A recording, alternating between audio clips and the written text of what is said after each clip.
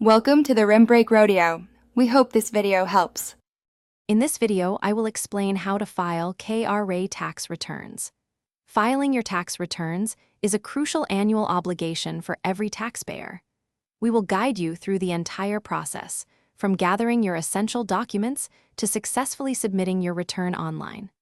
Our aim is to make this process straightforward, helping you understand each step to ensure compliance and avoid any potential penalties. Let's get started on making your tax filing experience simple and efficient.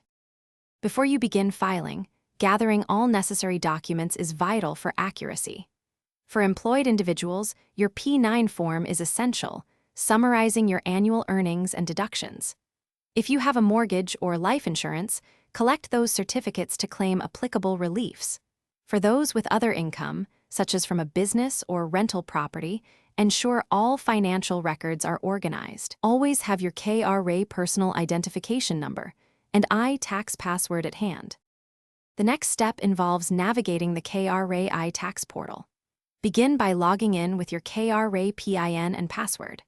Once inside, select the appropriate return type, for example, income tax resident individual if you are an employed individual. Download the Excel or ODS template provided by the system. Remember to enable macros to ensure full functionality. Carefully fill in all relevant sections with your income, deductions, and any other financial details.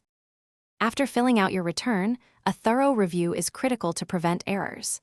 Double-check all figures and ensure every applicable section is complete.